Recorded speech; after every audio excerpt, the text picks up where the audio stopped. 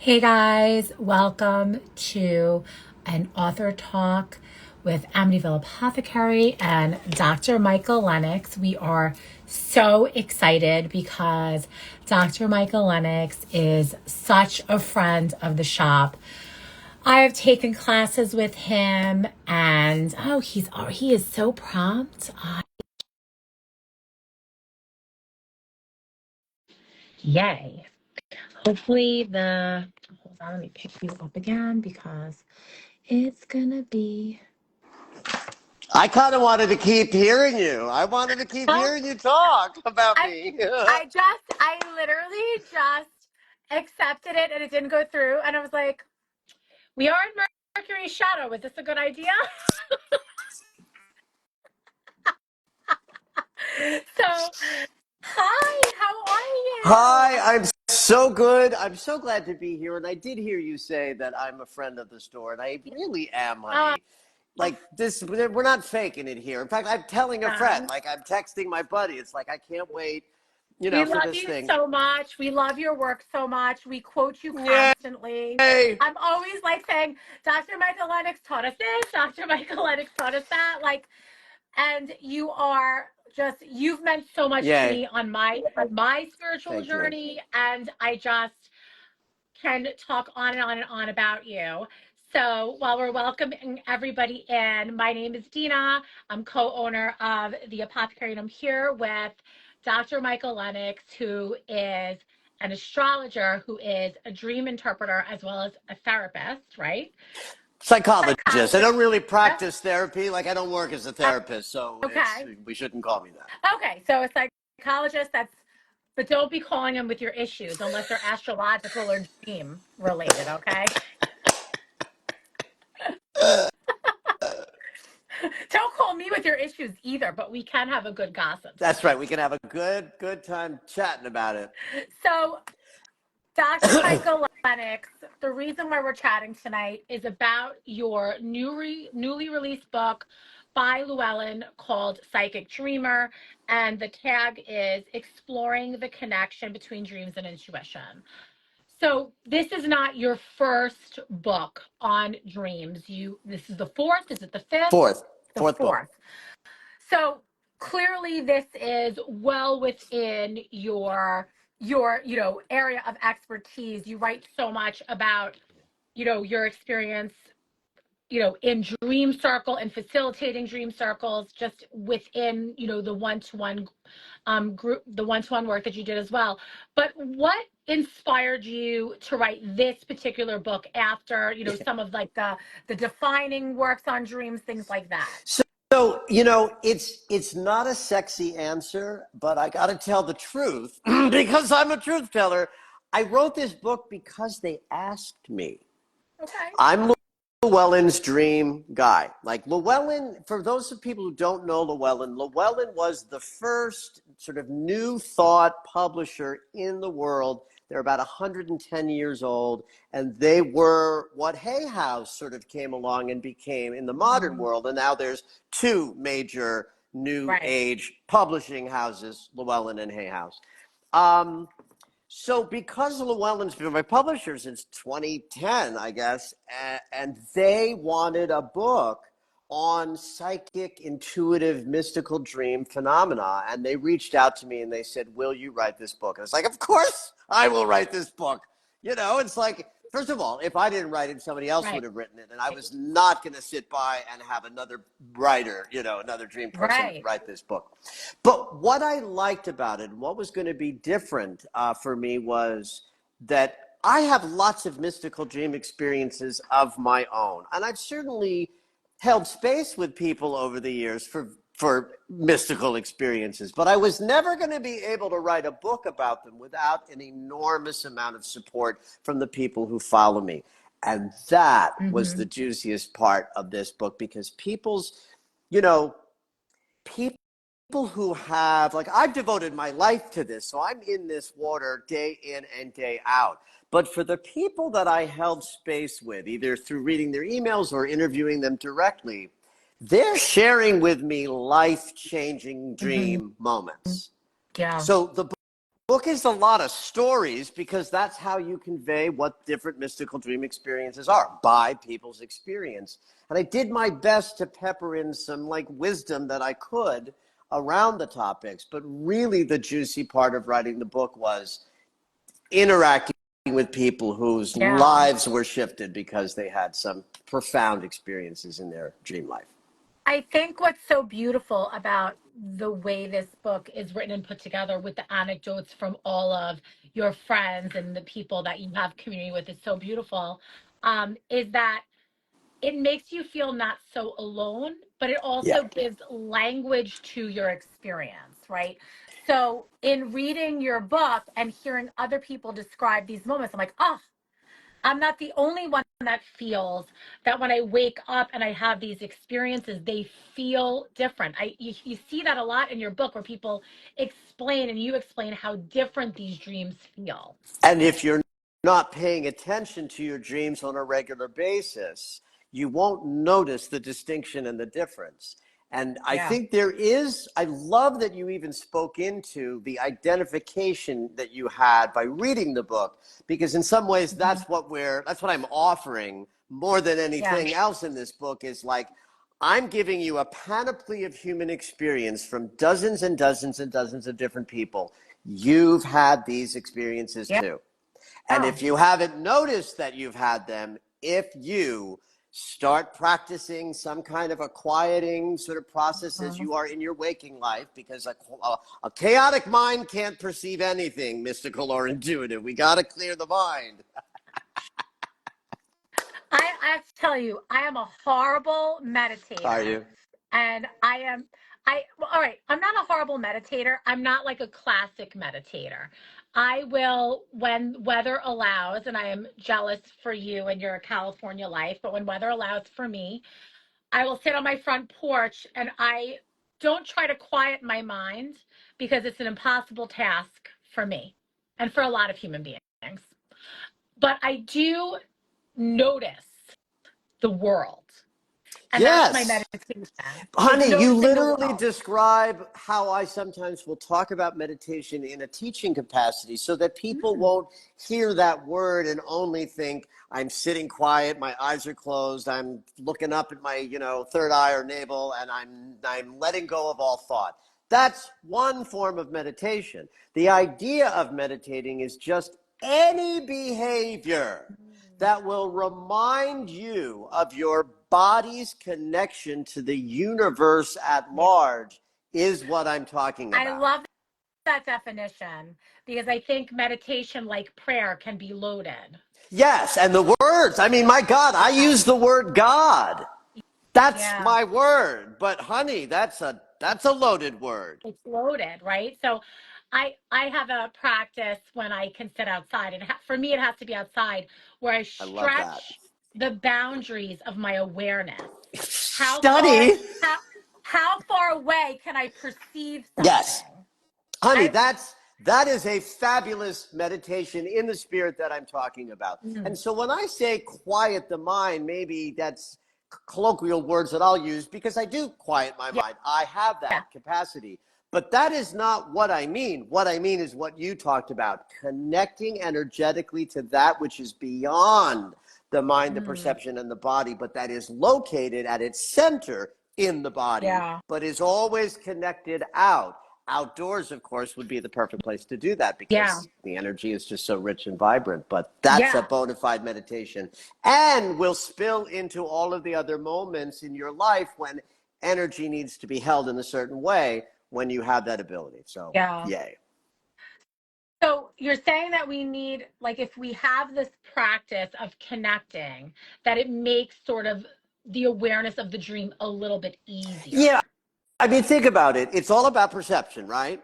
Hmm. Everything in life is about perception. So if we talk about you sort of leaning into such a practice, any sort of a practice, you are expanding your perceptions in a general sort of way, how you perceive.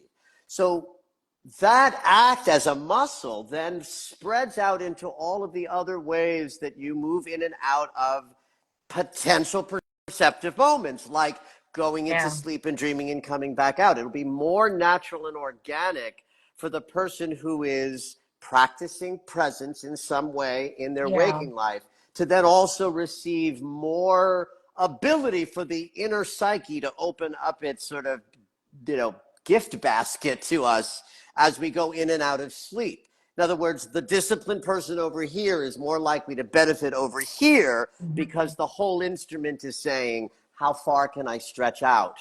I love that Yeah. language, by the way, Dina. How far can my perception stretch out? And then that will follow you into the dream state. Yeah. How far can you stretch your perception out in that unconscious marination that the dreams are? And then you come out of the dream state into waking life. How far can I reach out my perceptions to my journal and back into the dream and into the day ahead? It's all Yeah. about opening up perception to what we call the still small voice, Yeah. which is really quiet. And It so we have is. to do lots to, hear it more accurately. Thanks to your work, it wasn't until I leaned into your work that I realized when I was having feelings of anxiousness, because I am a true cap rising doer. And so I really am. And as long as I'm moving and doing and You're productive, good. feelings of anxiousness don't encroach in my day-to-day thought process. It's very, very rare for Right. feelings of anxiousness to get into my conscious thoughts because I'm always doing. So when I have feelings of anxiousness, and I don't call it anxiety because I don't consider it anxiety for me. I don't really suffer. I don't suffer from anxiety. I don't have it as a Yeah. state, so I don't call it that. But when feelings of anxiousness start to creep up in my subconscious, I always have two repetitive dreams that trade off. It's either something about the teeth. I'm putting in my night brace the wrong way and I'm trying to yank it out and my teeth are coming out of It's my coming face. It's out. Right, always right, right. something like this. Always this. Or I'm angry. This is like feels Freudian because I'm angry typically with my mother and screaming at her, but the words aren't coming out. But now it's not my mother anymore. It's become my husband. So we've had like a You have a swap little, of the little person. switch there. Yes. But First, when I wake up and I'm like, oh, I have to check in and I that's have to right. get really quiet and be like, where am I anxious? That's right. And that's the value of making sure that you're letting your dreams speak to you so Yeah. that you can have experiences of clocking. The Yeah. dream means something. If you just get up and ignore it, then you're at the affect of whatever is in there making you Yeah. anxious without saying, all right, wait, stop. What do I have to take a look at? The teeth dream, Yeah. the mouth dream, I call that like the fifth most common recurring dream, being chased and Yeah. falling and flying come, before it. But it's a standard anxiety dream. It's Yeah. through our mouth and our voice that we sort of make our lives happen. We attract love through our mouths by smiling. Mm-hmm. We use Yeah. our voice to have a powerful sort of experience outside of ourselves to control and make boundaries happen and blah, blah, blah. So losing the teeth or having something go in the mouth that isn't fitting right, is a classic anxiety dream. Yeah. That rage dream is interesting, honey. And it's funny that it's transferred because you are Yeah. talking about very old anger. When the Yeah. dream state says the anger is so great that we get heavier or Mm-hmm. paralyzed or unable to speak, that's an expression of being so angry Yeah. it just shuts everything down. So it makes complete sense that it would, start with anger at your Yeah. mom. Yeah. Love that it's transferred to your hubby. That's actually, to me, sign of growth. Ooh.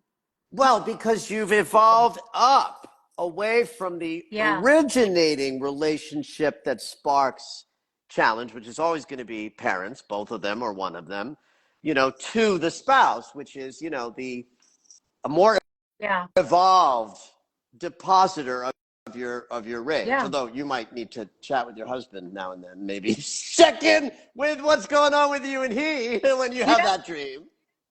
Yeah. It's really interesting. The first time it happened, I was like, ooh, this dream is familiar, but it's different. Like it's so that was a very interesting change. And I think it probably happened within the last 2 years.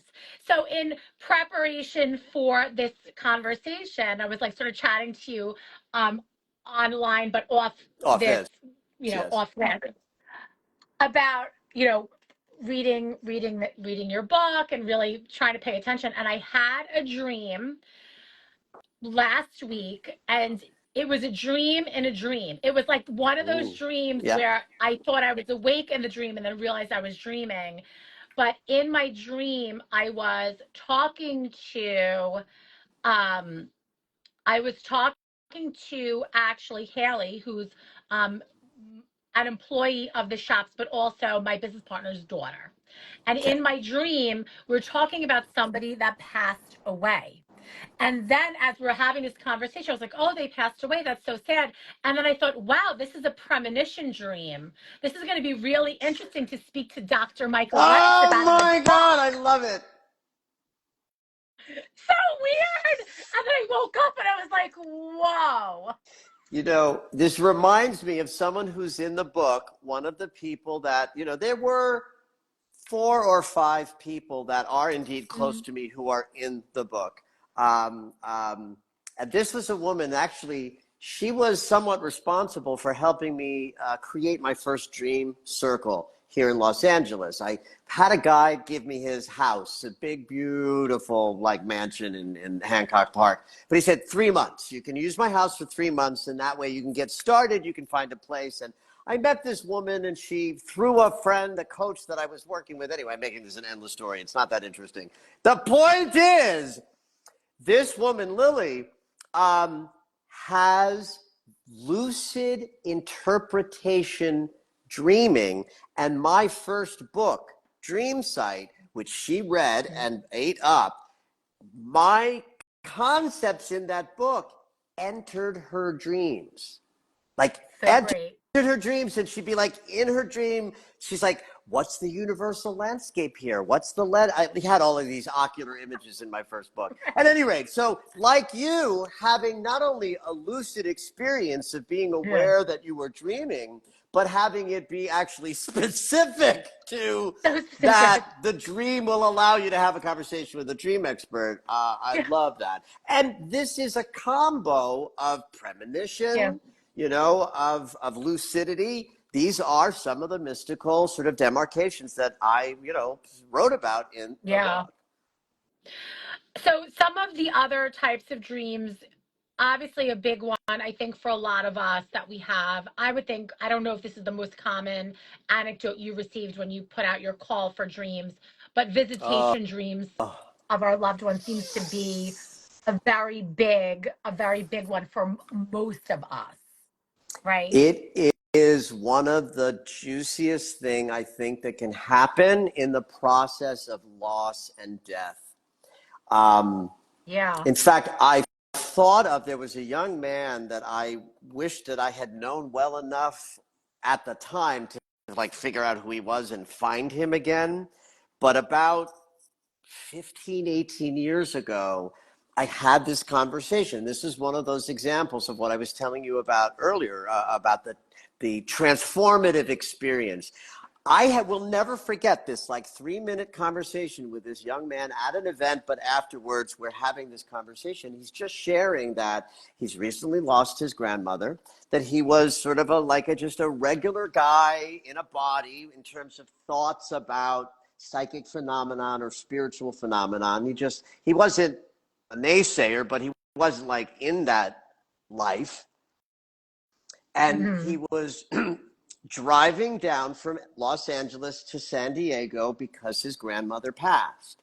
And he was very close to her, and he was upset. He was also sleep deprived. And so he's like, oh, fuck, I've got to pull over to the side of the road or I'm going to have a car accident. And he pulls over to the side of Right. the road, and grandma visits.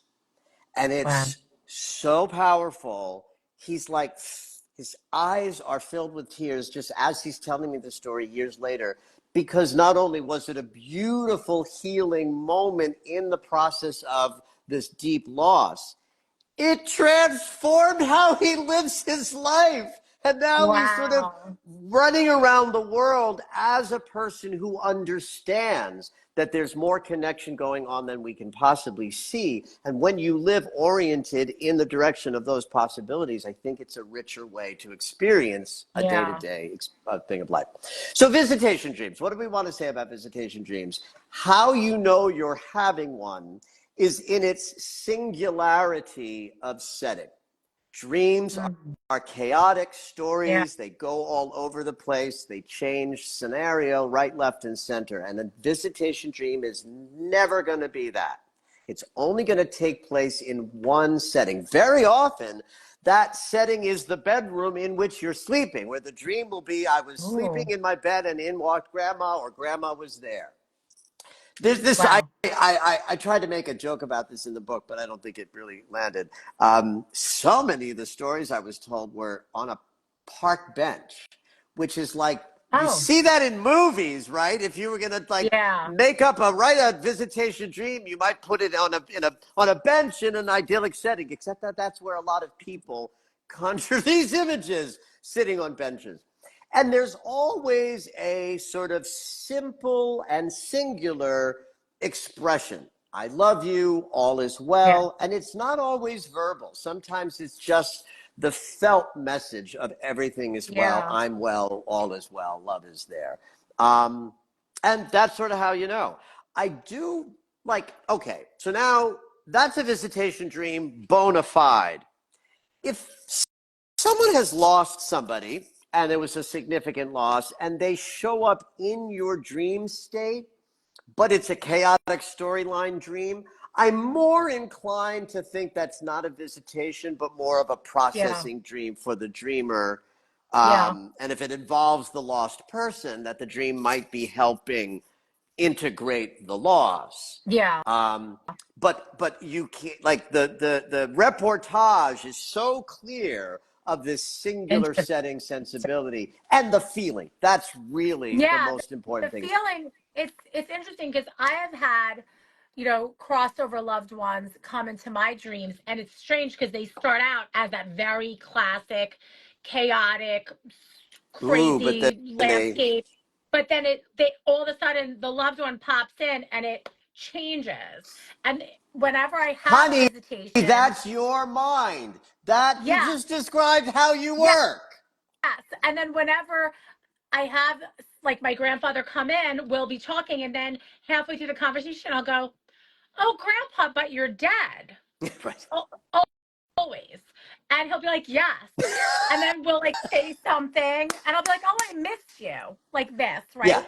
yeah. And he goes, "I know," and then he goes, "All right, well, I have to go," and then I'll hug him, and he'll go, and then like my dream goes back into like You go my back.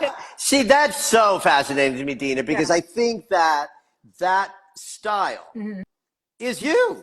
yeah, it is Yeah, this is typical. hysterical. Oh, this is I very am. funny. I'm like That's typical you. literally like a Chaos, chaos, chaos. yes, Oh, wait, whoops, boom, mystical experience, boom.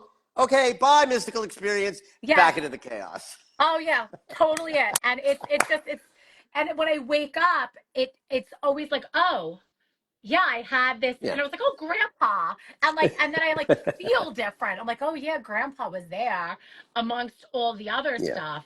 Um, so that's a big one. And then I was looking at night terrors and multi-dimensionality. Now, this is an interesting topic. So let's just start real quick with like what that is, Yeah. what we mean by that. So we start with the night Yeah. terror. So many people have had them. I don't really, I think most people have had at least one. And it's the feeling of you're sort of in bed, sleeping and dreaming, but maybe a little awake. Mm-hmm. You can't move. You might feel like there's a being sitting on your chest. You're terrified and feel trapped. Yeah. This can actually happen as a disorder, which is just No, terrifying. Can thank you imagine that you. happening every No, night you went to I'm sleep? Oh no, I'm good. that just sounds so. They're terrifying, and here's how they happen. And this is, I think, where the multidimensionality comes in. So the neofrontal cortex, the front of the brain, is going to light up during REM sleep, partly because we're reviewing everything we did during the day and forming memory and cleaning off metabolic waste. The brain is very active in REM doing stuff. And if you weren't paralyzed by the brain, you would move around the room and act your dream out. That's how vibrantly alive and alert and active the brain is. So there's a natural paralysis that comes. So the paralysis comes, REM starts, you go through REM stops, the paralysis lifts, you wake up, all is well, you take a pee, you write down your dream. But sometimes it crosses and you start to wake up into consciousness before the paralysis lifts. So now you're not awake, but you're not asleep. You're halfway between. And as a result of being halfway between sleeping and waking, you have a perception that is what I would call, amplified or elevated in that moment. You are perceiving dimensions that are the third dimension that your body's in, and another dimension that we are always connected to that our bodies are not in, but our perceptions can go to. But you're paralyzed. So scary. Okay, so indulge me as I take a very long time to explain this. So you're lying in bed and you're paralyzed, but your perception is open to material that's in the room but not visible, the multidimensionality. So the terror of not being able to move created things like the succubi and the succubus, this idea that there are these nefarious demons who are like sitting on your chest, sucking the lifeblood out of you in a night terror. And isn't that awful? Except that I don't think that's at all what's happening. What I think is happening is because we're in this hypnagogic state, halfway in sleep and halfway awake, we have this perception into other dimensions that are present, where there are energies, beings maybe, but certainly stuff. There's stuff there. So you're perceiving the stuff and you're perceiving that you can't move and can't breathe and your imagination collapses. The perception and the fear of I can't move, I can't breathe, and it creates nefarious, awful, scary, succubus, dangerous energy. Except, again, I think it's an illusion. I met a guy years ago who had night terrors constantly. And he used the state and the idea that he could transform it. And it took him many months. But what he did was every time it would happen, he would just breathe and like convince himself not to be afraid. And slowly over time, he began to perceive the energy that was there. Only it turned into this beautiful, sort of goddessy, gorgeous, loving, meditative being that he was connecting with. So for my money, that's who's in the room in the first place. But the paralysis fear causes an interpretation of this that is negative, scary, and destructive. And I don't think it is. I think we're just simply halfway in between dimensions. And if we didn't have the scary part, we would be seeing all sorts. So I think that's a state where people feel like they've been abducted by aliens and have experiences that are phenomenal but multidimensional. That makes sense to me. Like, I don't think people are abducted from their beds and taken to a spaceship in a physical, practical, literal way. Sorry, don't believe it. But this I believe. I mean, there are dimensions and beings and consciousness that can connect to us, that we can perceive. Or even like I was a couple of maybe 3 weeks ago, I always have sort of like these demon dreams every once in a while. All right, baby. Here we go. You want to get into the demon dream? The demon dreams always start the same way for whatever reason. And in a lot of the demon dreams, I literally say the power of Christ compels you, which is so fun. But it's whatever. But I Well, do. honey, you do live in I Amityville. know it's true. So in my demon dream, it always starts with me entering the bathroom to turn on the light, and the lights won't turn on.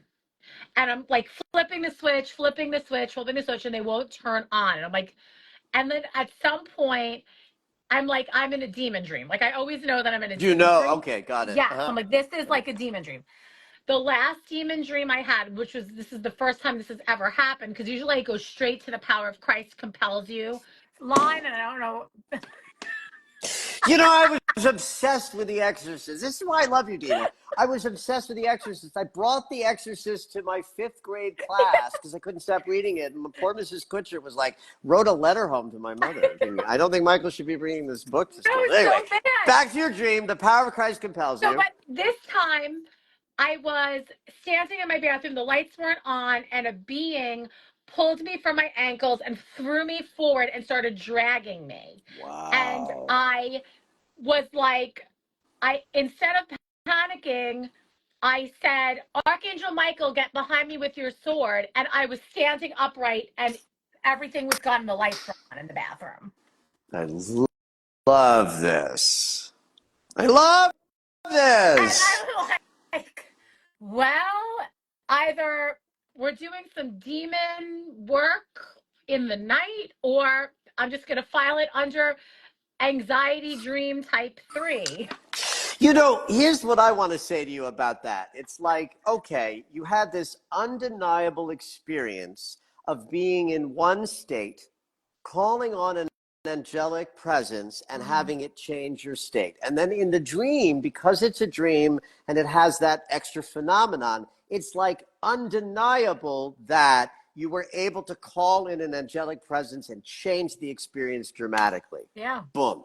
Here's why this is valuable and why I say that dream states increase intuition in your waking life is because how often someone like taught to be like, all right, you can be in a state in your waking life, you can call in an angelic presence to have a shift and change. And it's like, well, do Mm-hmm. you even believe it's possible? Maybe. But you have these dream experiences where it's Yeah. undeniable. It's more likely to show up as an undeniable trust when the phenomenon isn't quite as obvious and overt as it is in the Right. dream state, but you can call in that prayer and begin to feel in your waking life how calling in on Archangel Yeah. Michael might get your lights turned on when they're off at a Yeah. moment. Yeah. Yeah. Absolutely. I, you know, I really do like the explanation of connecting like your waking life with your dream life, and how they cross. Yes. Danielle and I were just filming an episode of our podcast yesterday. We were actually talking about spirit guides, and we were laughing because like the idea of spirit guides isn't even something that we've paid attention to. I think when we first got into spirituality, everybody's like, who's my spirit guide? What does it all Yeah. mean? And now we're like, whatever. you know it's just so funny how like your practice changes. It Like changes, yes. it really does like change. And I know you had I don't know if it was one of the classes or workshops that I took with you, which do not let me forget to ask you what you have coming up, because everybody needs to sign up for your Thank you. classes. um one of your like pieces of advice in one of your classes and workshops was what you were saying about how like when you were first in, like you get all these crystals, you get like the trappings of spirituality, and like you have all the things, and then like it sort of falls away, but then like it sort of comes back, but like in a different way, but like not as like much, but like Right. very That's like right. At specific. first, it's magical, and you're like, it's magic. And I have crystals and sage and la la Yeah. la. And then there's a moment where it's like, but is it? Right. Aren't I the source of this? Right. Isn't source the source of this? Do I Right. need the oil Right. to open my body? I don't. And then when it comes back, it's because there is frequency and vibration in these Mhm. things. Yeah. There It's really amazing. is, Yeah. And so I had a blessing in, I was like 39 and 40 years old. I had an 18-month period where I was in like a Christed walk, right? No Wow. ego mind. Um, People who knew me thought that I was going to maybe become a guru type. Wow. And I was like, oh no, this is temporary. No guru here. Very much a pedestrian, Yeah. but I had this blessed experience. It was life changing, and the vibration I was in was crazy. Like I was walking around touching people, going, "You got a pacemaker, don't you?" It's like, watch out for that gout in your left foot. Like it was crazy. Wow. And of course, I can't do anything like that now, right? It was a Yeah. whole, and I understand what happened. I mean, I could explain the whole thing, a part of my soul embodied in a way that couldn't be sustained, but blah, blah, blah, blah, blah, blah, blah. And I remember having already come through my, I don't need the things phase. In that state, I could pick up a crystal and feel a vibration, and then pick up a crystal and feel a Yeah. different Yeah. vibration. Now, I can't feel that anymore because that 18 months had my abilities at an unnatural state that is not organic to my body. Hmm. But that was one of the things that helped me understand that crystals aren't magic and they can't make things happen as if this is a wand, but they have frequency. We have frequency. Yeah. Connecting to different frequencies alters the embodiment experience in the moment that you're connecting with the thing. Yeah. But it's I it's so funny because so many times, you forget about the novice or the newbie that's just waking up to spirituality, and they'll come to you and they'll be like, what do I need to make money? I'm like, I don't know, work. No, you need a Spoken like a Cap kyanite or Rising. a. I'm like, just grind it out. Let's go. But, obviously, like, but again, connecting to the frequency of Yes, supporting the energy of you, of working, or helping the mind organize so you can, you know, get clear on what you're trying to make happen, yeah, or even like, writing a book and using fluorite to help bring organization, that's right. Right, right? right, right, right. But of course, I always have to tease people because, people be like, one time, did I ever tell you the story about the lady that asked me what crystal was good for genital herpes? And I told her antibiotics.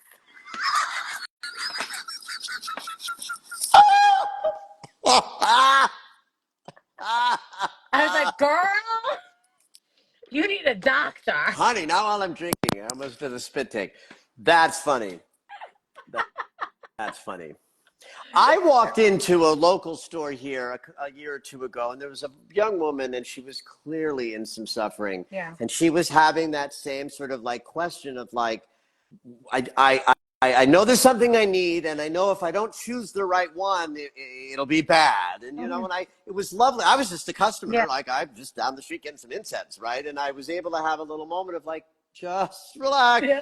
They're not here. Like, what does your heart want? Maybe, pick Yeah. something up. How does it feel? Yeah. No, it's you forget. And I think, having these conversations and like even like going back to your book, like having the anecdotes of people's dreams, again, it makes it so personal because no matter Yes. where you are on your spiritual journey, like you're going to read something in this book where you're going to connect with it and you'd be like, you know what I do? I've I've had these had experiences. that experience. I recognize that experience. Yeah. And I hope that the book inspires the idea that it's like if like if you pick up the book thinking you're going to like get specific tips and tools of how to increase your intuition through dreams, it ain't in Yeah. there. Don't buy it. You'll be disappointed because that's not possible. But Right. the message of the book, and I think the message of this conversation, because we've sort Mm-hmm. of gone to a lot of different Yeah. topics Yeah. here, Yeah. is that it's all a practice. Your whole life is a Yeah. practice. You are not spiritual here for 20 minutes twice a day. You're spiritual from the moment you wake up to the moment you go back to sleep, and in between while you're sleeping. And so Yeah. the idea is to blend it all so there isn't ever a moment that you're not in your spiritual practice or your intuitive flow. And everything can be a Yeah. meditation or a Oh, practice, everything, because it's all about perception and intention. right. And honestly, like we all have really busy lives, and some of us don't have the luxury of carving out 45 minutes, 50 minutes, an hour, having a dedicated space, That's having right. membership where we could go someplace, or having a teacher or an app or whatever it is. Some of us just have to make do with the tools that we have, no matter what they That's are, right. or even if it's just stepping outside or sitting in our car and trying to expand our levels of awareness. So it's important to recognize that we could find spirituality and spiritual practice in all those ways. That's right. So my business partner Danielle would be really upset if I didn't mention the anecdote that I have found myself, so you sent an email out to those of us that Are are you on. in the book? I am in the book. You don't know that I'm in the book? No, honey, sweetheart. Like I barely remember that it's Tuesday. Oh, yes, I am in the book. So Yay. I am in the book. I am the story of the mother and the son, my son Joel, having the dream of the past life remembrance. Yes, yes, yes, yes, That's yes. me and my son. Fabulous. Yeah, that's me and my son. And Great. it's so funny because the email went out. By the way, little side plug before we get back into the story. The side plug is everybody should be subscribing to Dr. Michael Lennox's daily astrological weather That's forecast true. because it literally is That's amazing. true. You should. So Everybody it's should. so affordable. It's so affordable, and then like read it, and then come on Insta or go on TikTok and watch Watch his the Red Robichaud. video. Yeah, it's so good. It's so good. Um, so because I'm on your mailing list, I got the Yeah, call for, looking for these that's stories. how I'm I like, did it. let me send this out. I'm like, I definitely have a past life dream. Like, I think that's it. This is exactly what it is. Um, and it's so funny. When I tell you that I can close my eyes and drop into that exact place. I could drop Ooh. into it. I could close my eyes and see it. I could see the road to the right. I could see the split rail fence to the left. I could see the fields behind it. I could see the snow, the grass picking up. I could hear the sound of like this damp, spongy earth of us walking and plodding on it. I could feel this feeling of extreme exhaustion yet relief. It's Wow. such a palpable, like, it's just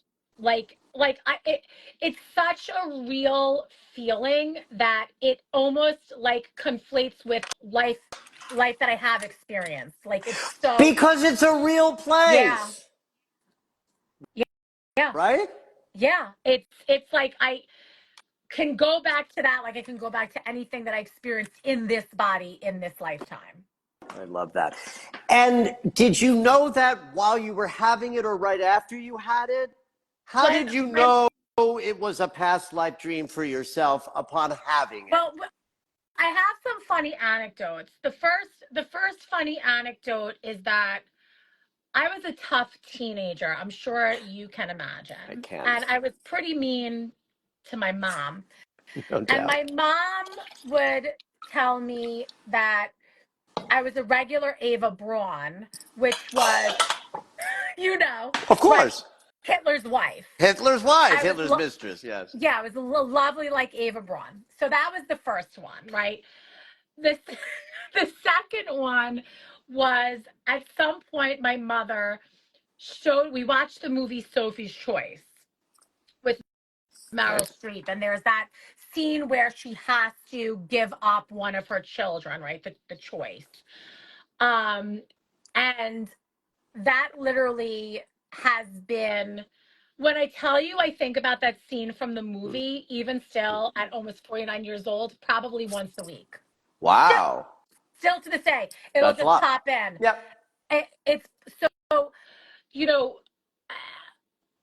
so a strange obsession with, World War II, and like uh an inability to like even watch anything from it. Like, if anything World War II is on the TV, I'm like, no, I can't watch it. No, I can't watch it. I don't know in what way I participated in it, if but that memory felt like I was walking away from it, either as somebody that was in a camp or as a prisoner of some kind. But when we both woke up, when my son and I woke up, and he looked at me and he said, Mom, we should go to Israel. I was like, what the hell did Wow. I just see? Yeah. Because you have to understand, like at that point, my son was 8 years old. He has autism. He's Oh. he's very high functioning. You'd be like considered level 1, but like not something that like would be that he No, would right. That was wildly random. wildly random. And I was like, whoa, that that sort of mom, we should go to Israel, coupled with that feeling and that like it was so palpable. I was like, this was Got it. something. Great. Thank you. This was something. I asked because like this was one thing that I wasn't sure exactly how to convey in the book, because my most experience of the idea that sometimes a dream is expressing a past life is just moments in my history where I was hearing a dream and said that it Hmm. sounds like a past life. Now, of course, it has to have some cogency to Yeah. feel that way, like your Yeah. dream did. Like it was in a setting that existed and it had, qualities and returnability Yeah. and sensical nature to the setting. Um, so I couldn't really have a personal experience of what it's like to feel a past life dream. Although I will tell you this, I've had this wild recurring image my whole life. The dream is of me looking in a mirror, and I have blonde hair sort of like yours, only more. Wow. Curly, full woman's Wow. head of blonde, lovely hair. And I've always been baffled by this dream because I've probably had it 100 times in my life. And it's always just that, just looking at myself with this hair. And I sometimes think that might be a Yeah. past life image.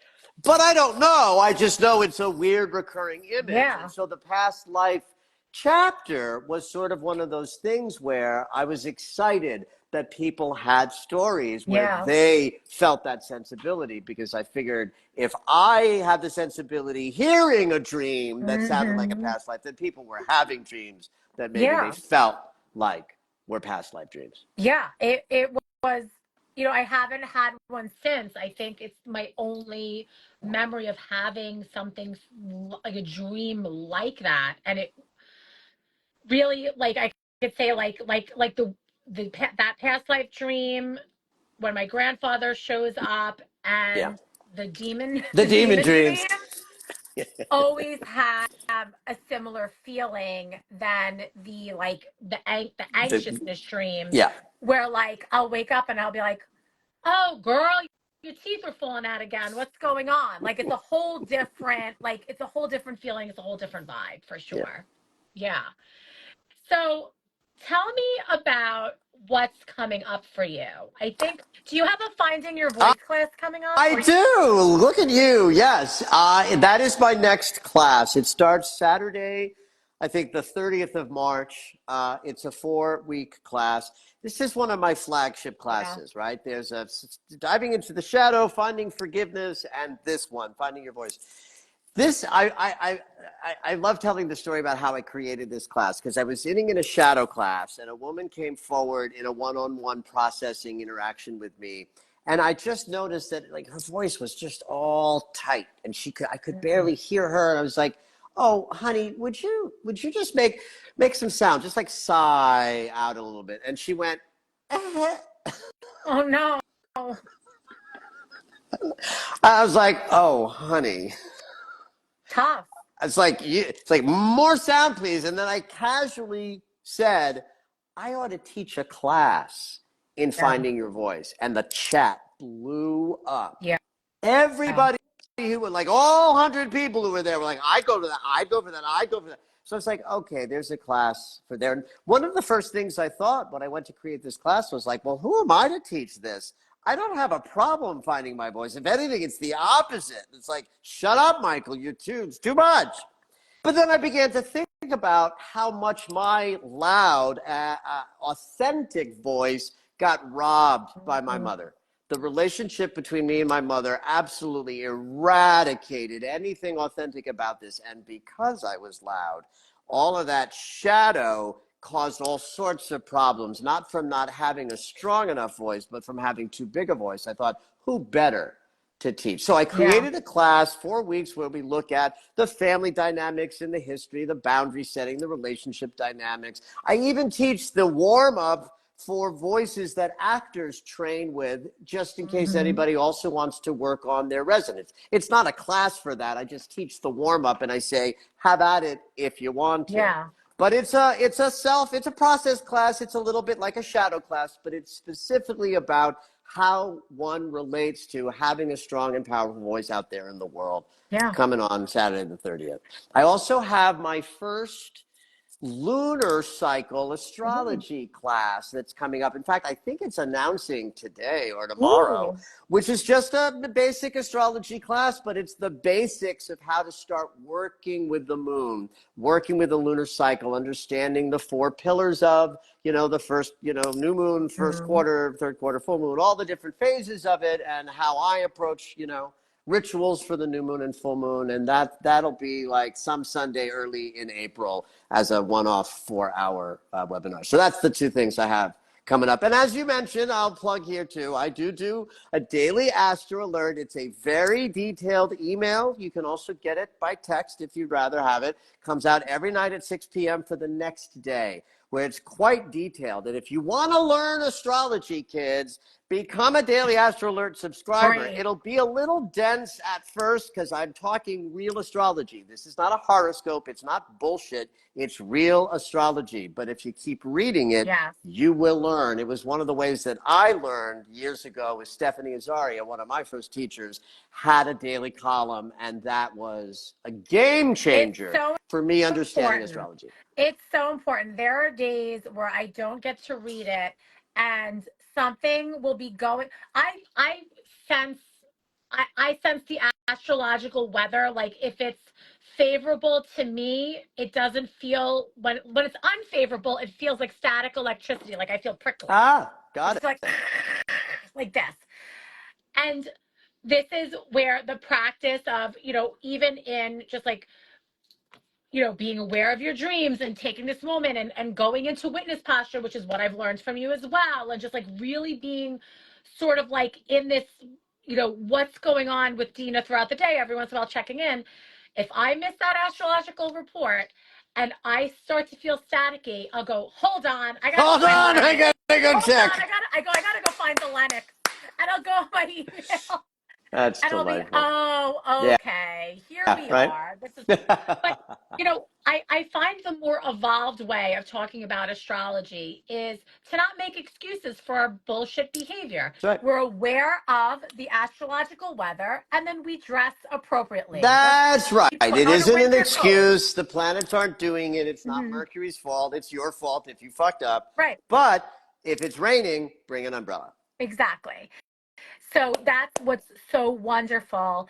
And Thank you. then when you start putting it all together, because then I'll know, oh, what's the moon in? Oh, here's the fucked up dream.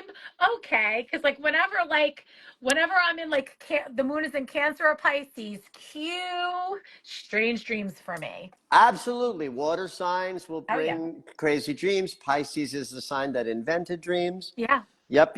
So it's Well, just yay, honey. really important. I actually did take your finding your voice class, and I do connect with you a lot because I am also very loud.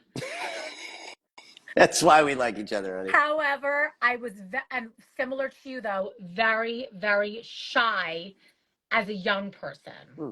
And the loud voice became the shield because it was the thing that would Ah, throw at people right. first, So there was some right? work to do to find the right sized centering of it. So, in taking your class, I've really leaned into acceptance of my accent I love that. and not putting on like just leaning into it. This is my accent. That's your People accent, honey. will ask me all the time, "Where is that from?" Like it's from Long Island, and I'm not changing That's it. right, baby. I had an Mhm. accent. I went to a conservatory Yeah, for training. I have a bachelor's of fine arts in yeah, acting, and I was told in my freshman year, if you don't lose that accent by the end of the year, you're out. yeah. No, you can't have an accent. No. It's So not. I And you got went rid of it. you went to I Purchase, went to right? purchase, yeah. Right. I went to New Paltz, but I was not. Oh, that's right. I was a history major, but it's that. even when I was, in the 90s graduating with my undergraduate degree and trying to get a job, like calming down this accent was something that you were told to do. Obviously, I couldn't eradicate it, but Yeah. it's something that wasn't looked Yeah, and highly I on. get it, but it's also a call towards inauthenticity. And, Right. that is certainly also the idea behind the class of Finding Your Voice is Correct. find your authentic voice, even Yeah, if it's loud. exactly. All Well, right. thank you so Such a much for pleasure. taking this time. You guys, you can find your website's Yeah, michaellennox.com. michaellennox.com. So check out michaellennox.com. Really, his classes, I might be thinking about this, the lunar astrology class, because I could always use a brush up, but I'm telling you, the Finding Your Voice class is magic. So many of you Thank you, guys, honey. if you're watching from us, like we have so many people that are asked about shadow work, where to start with shadow work. There aren't very Great. many teachers that I recommend because I don't feel like they know what the hell they're talking about. Dr. Michael Lennox does, and creates a safe space with support, I think, which is so Yeah. important. And we do have limited copies of Psychic Dreamer, which we have book plates. I'll show you. It says "In Your Dreams." Yay! So, That's yeah, right. I signed them. we have a few left that are signed. If you want to get them on our website, shop Amityville Apothecary. And as always, we're just so lucky to have you in Well, our thank you, honey. world. I adore you. I adore the shop. Yeah. If I were in the East, I'd be there often. Well, if you ever come out this way, you're always Well, welcome to stop by. thank you, sweetheart. All right. Have a good night. Thank you, honey. This was a It pleasure. was. Bye.